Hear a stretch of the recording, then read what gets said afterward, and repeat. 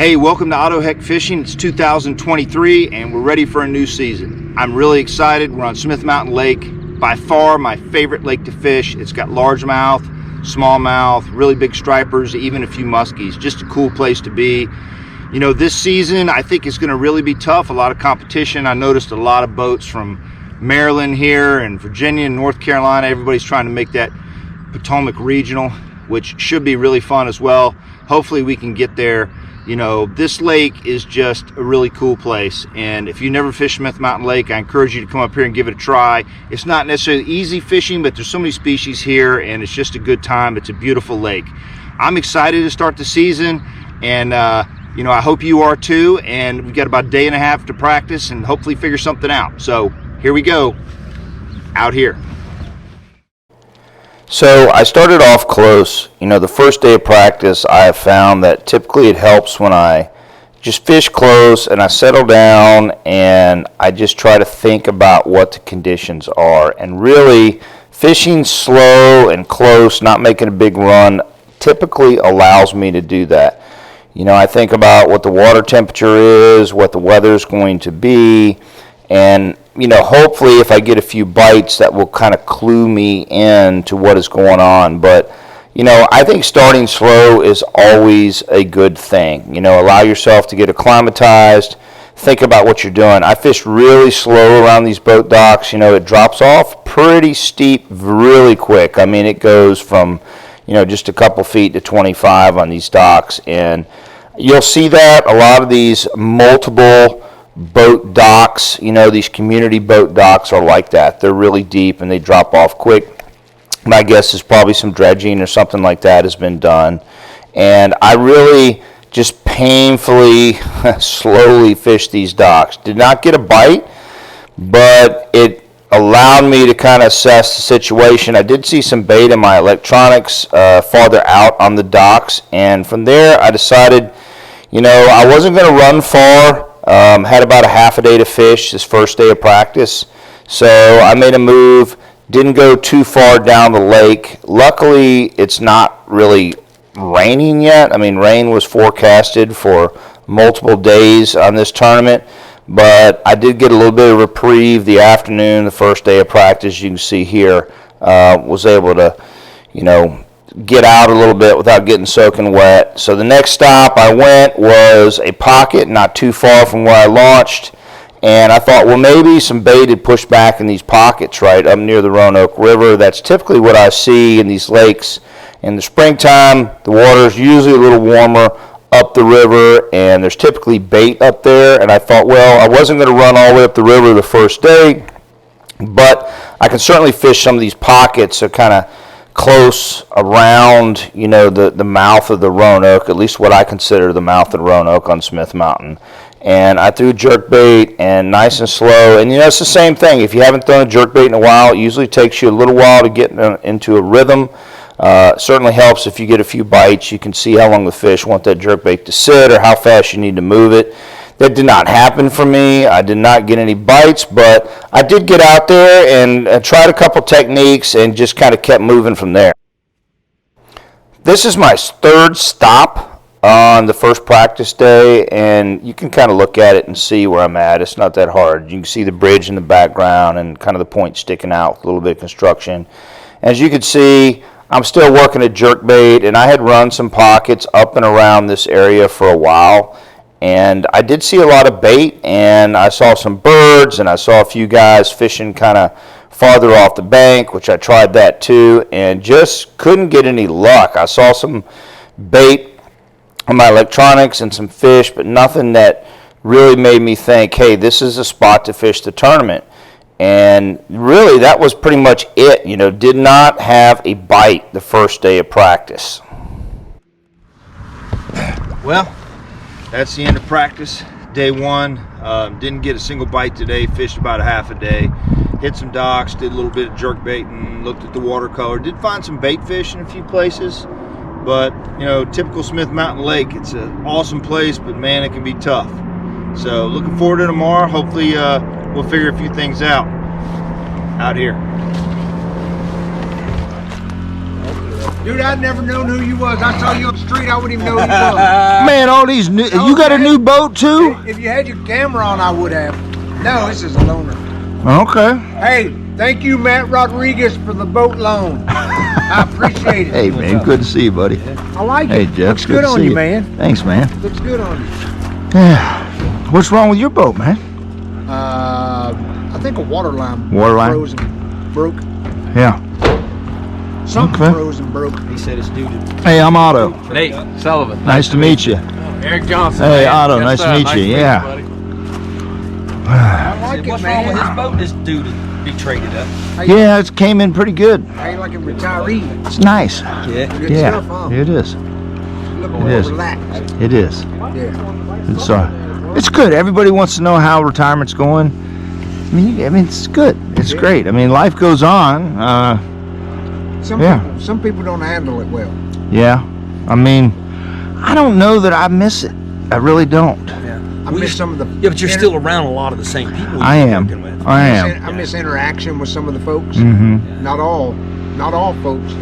I can go home at 4 o'clock and I don't have to. I tell myself, you got to worry about all this stuff, Otto. Right. You got to worry about your job. Yeah. Don't worry about all this other stuff. Yeah. It's their guy. It's their turn. You know. Yeah. So. Me and Steve today saw a pontoon boat with dual 450 Mercs. What? 450 Dual- racing Merc. Dual 450 racer So Mercs. let me tell you. Pontoon boat. Let me tell you Jeff's philosophy on that. Brand new. Is you buy that, you're standing How there. fast is it? How fast that pontoon boat go? I don't know, but you're standing there. moving. Listen, you're standing there in the boat dealership with your wife and 3 girls that ain't worth shit, and you're thinking, I know how to get rid of them. We would buy that pontoon boat with them 2 450s on it, and we put that little ass on a tube, and I'd sling them across that mountain over there. He's joking. Jeff's joking. He's just joking. Because what else would you buy a pontoon boat with 2 450s on it? Gentlemen, it's a beautiful morning out there. You ain't staying around for a volleyball game we're gonna have? No. We're gonna all fall out and have a volleyball game. It's cold out there too. That's what makes it worse. They'll stay like that all about the same temperature all day. I think. It's getting colder. Is it really? It's gonna be colder. Is it raining on him? So we got Yeah, oh yeah. 5 o'clock, it was nice out, it wasn't raining or anything. Yeah, it's raining. When it's raining, some bitches got About high. 6 hourly weather. I can't believe you guys are fair weather fishermen. No, I'm going. I can't believe it. I'm going. I'm just waiting for it to rain harder. He doesn't care about the vacation. We didn't fish every freaking canoe. It starts raining. What are you talking I'm about? going. As soon as it starts raining hard. We fished down in that James, I swear that. I turned my head a certain way, that rain went in my ear, and I swear to God, it just dripped out of my asshole. It rained so I couldn't see him on the front of the boat. I said, you up there? Yeah. It's not surprising at all. You got the 2 chief warrant officers and the sergeant major out of the rain. The master guns is going to work. Hey guys, day 2 of practice out here at Smith Mountain Lake. As you can see, it's cold, it's windy, it's rainy, but we're out here getting it done. Hopefully today's better than yesterday. We'll see how it goes. I didn't want to get up this morning, but I'm out here. So hopefully day 2 practice goes well. We'll see what happens out here. So the second day of practice, it had been raining all night, and it had been raining that morning, but for whatever reason, when I got on the lake, it stopped raining for about an hour or two. And I thought, well, let me get some footage really quick, and I decided to go to the opposite end of the lake that I fished on day one. I made a big move. I didn't get any bites on day one, so I thought, well, let me try the opposite end of the lake. And this is an area that I've caught a few fish on in the past. Again, it's not that hard to figure out where I'm at if you're familiar with Smith Mountain Lake. I did throw an Alabama rig some today. And I also threw a jerkbait again. I tried fishing it a lot slower than I had fished on day one. I really tried to let it soak out there.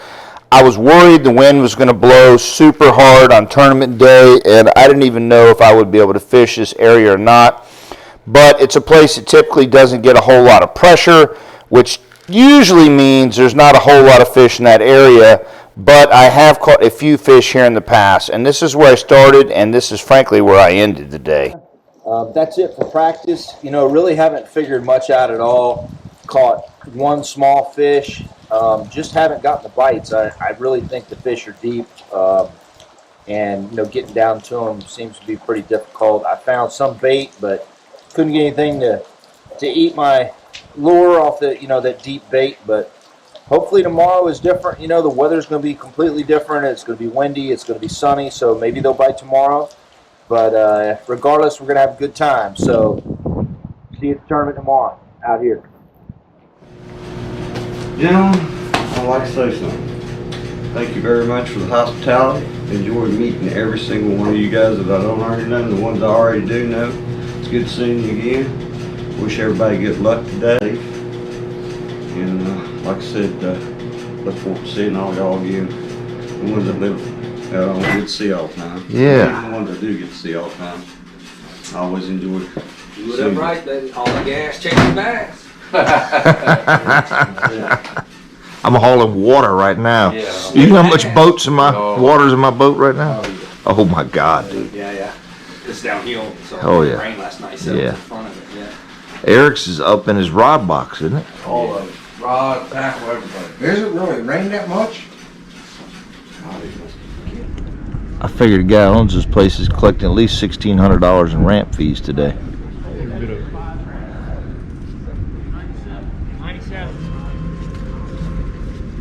Mm-hmm. 152. 152 boats. 152. I'm not dead last, but I'm close. I'm close. Vic's coffee's actually pretty good this morning. Yeah. Hey, so it's launch time here at Smith Mountain Lake. It's windy, a little chilly. Got Brian Conley here with me from Virginia, 2 Virginia boys in a boat in a lake in Virginia. So hopefully we catch them. We're going to see, not really on a whole lot, but hoping for a little luck to go our way. We'll see what happens out here.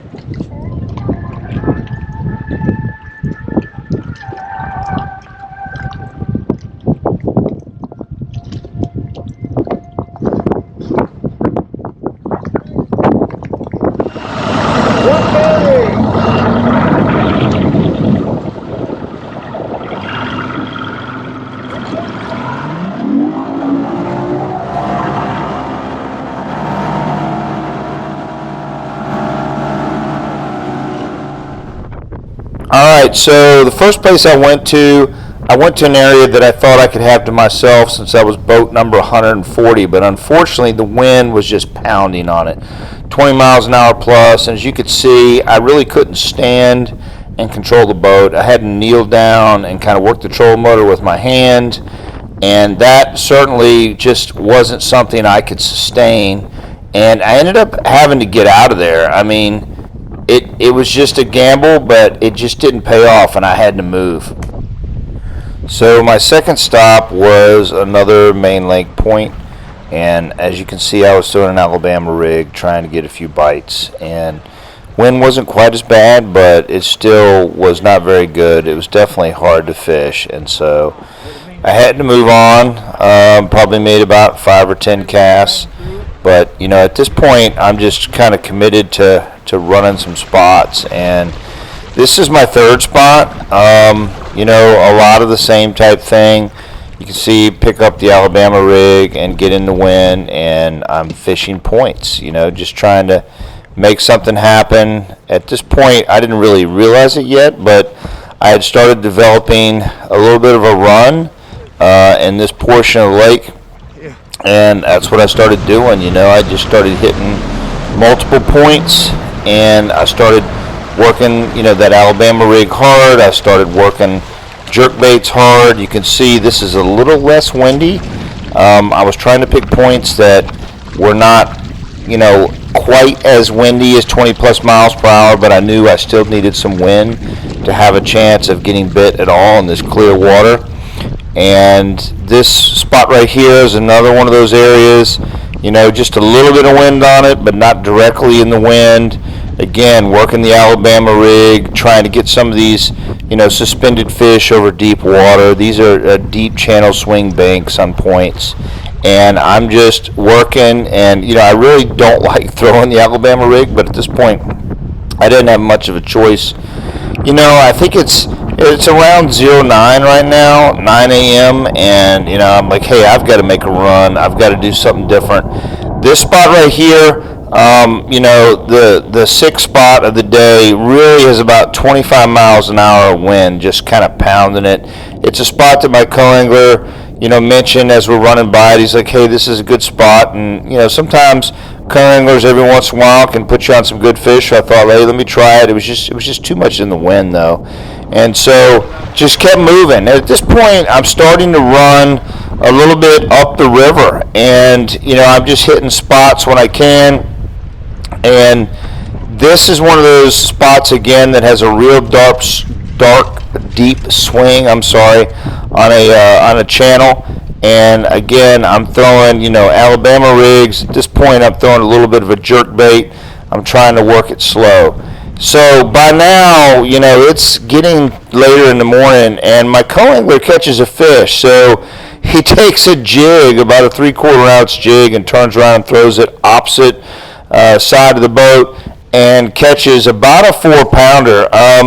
You know, my co-angler actually knew this area of the river pretty good, and I'm almost positive he knew something was out there at about 30 feet of water and just cast it out there, which is fine. You know, co-anglers do that. You don't expect them to tell you everything.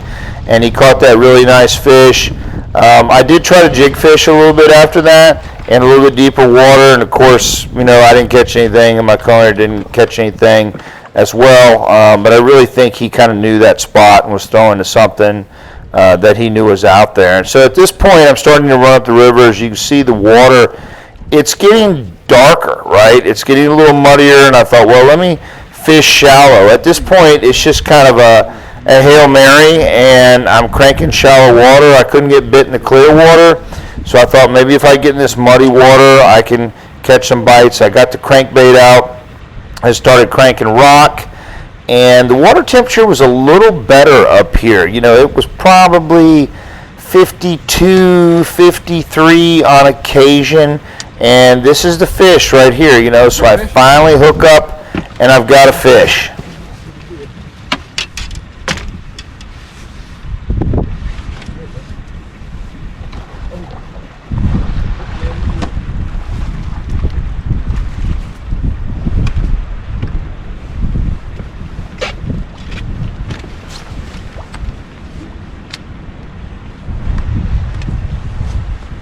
I got some points here. Ready? He ain't bad, is he? Yeah. 2.5, something. If you hadn't had a bite all day, they look like a giant coming up.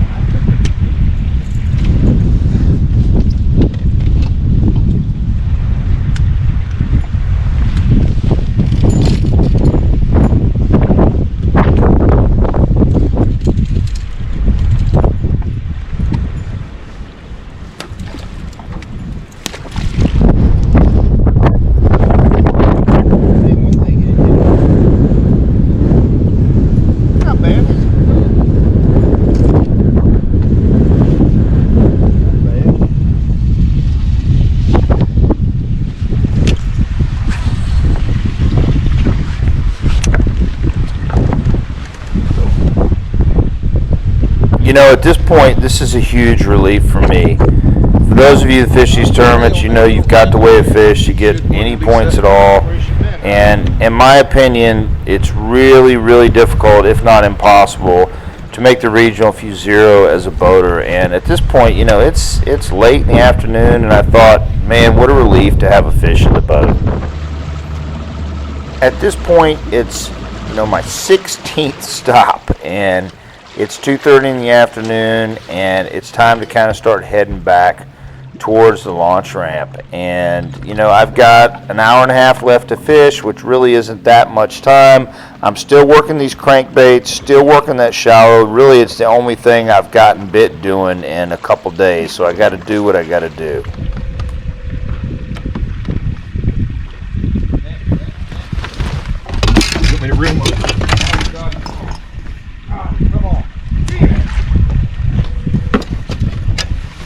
Good one.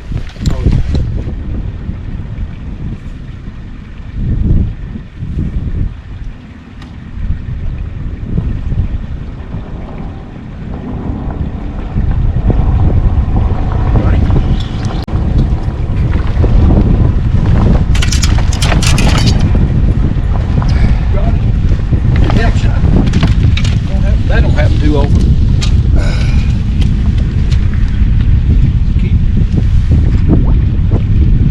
On that corner, that dock post again. Yep. Where he was at. Back corner of dock post.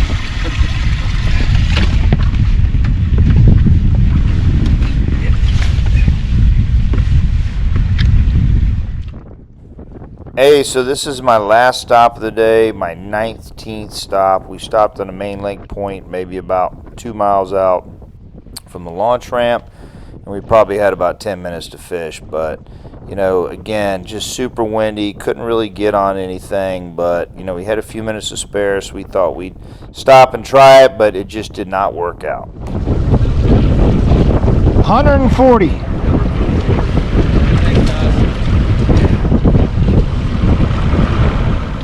You ready to weigh in, Brian? Not really, but Well, there they are. 2 monsters in the bag today. But we got 2. Better than... Bow 140, auto. Howard coming next out of Bedford, he's on that toe-angler side. Just got 5 seconds to go. 10 pounds, 9 ounces, you're third. Bottom of that toe-angler side, good job there, son. Yes, sir. thank you. 2 and 2. All right, next. Auto Hick coming in next out. Hempstead, he's on that first side. Auto's got 2 day force in his bag. Wait, 4 pounds, 3 ounces there for you, Auto. Thanks for fishing with us, Thanks, buddy.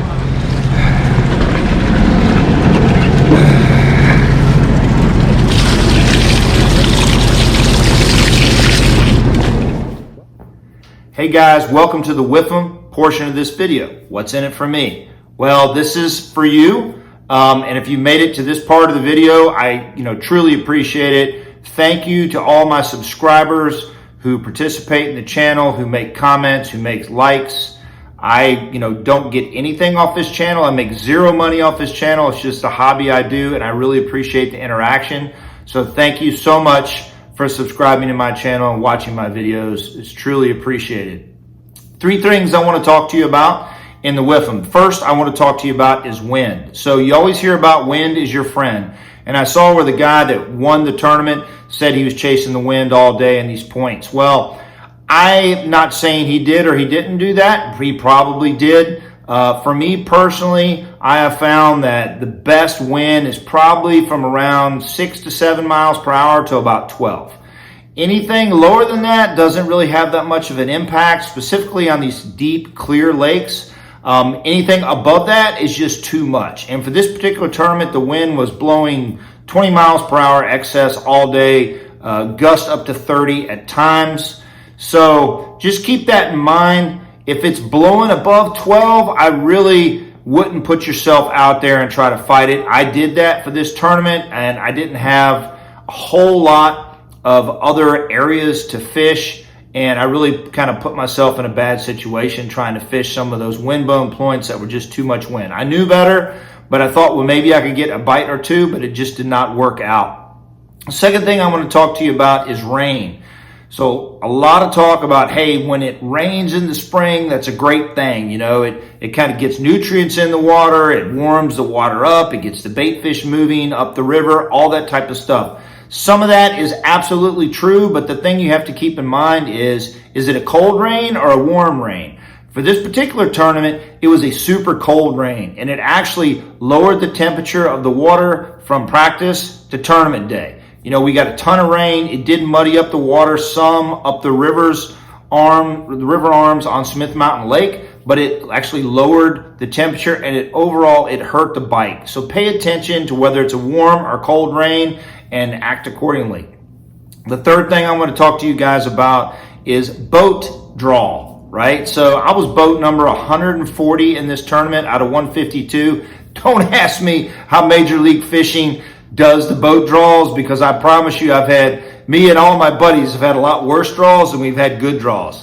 So I don't know how that works, but anyway, I was boat number 140, and I knew that a lot of the prime areas, you know, mid-river, mid-lake areas were just going to be covered up, and there's no way I was going to get on it. So I made a decision to go to an area that typically does not have a whole lot of pressure. In this BFL, if an area didn't have pressure, it was because there probably wasn't a lot of bait there, wasn't a lot of fish. I was hoping to catch 1 or 2 fish in this area and have it to myself. I did have it to myself, but I just didn't get the bite. So, you know, that's a decision thing that you've got to kind of go through on your own.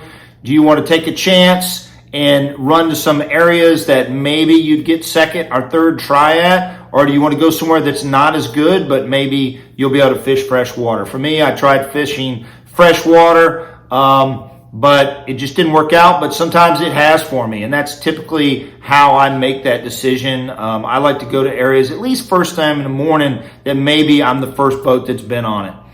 And, you know, those are the three things I really wanted to talk to you about. If you've made it this far, I am going to give you kind of a pro tip, and you can figure this out. So when you're talking about docks on Smith Mountain Lake, you know, there's various types of docks. There's multi-boat docks, there's single boat docks, there's covered docks. Some docks have like large slips in them, and there's different materials these docks are made out of. Some are made out of wood, some are made out of steel, some are made out of concrete, some are aluminum. What I would say to you is think about if you were a dock builder and how you would choose your materials to build docks, right? What would that mean? Why would you choose certain materials in certain areas of the lake to build your docks with? And if you kind of think about that and you come to the conclusion about what materials mean to where they're at and how many boats they hold, I think it will give you some pretty good clues of maybe which docks are more deserving of your attention than others on Smith Mountain Lake. So, hey, if you figure it out, shoot me a message, and we'll talk about it. But anyway, thanks for watching. I really appreciate it. The next tournament's on Kerr Lake in May. I'm excited. It should be a good one, and I will see you guys there, out here.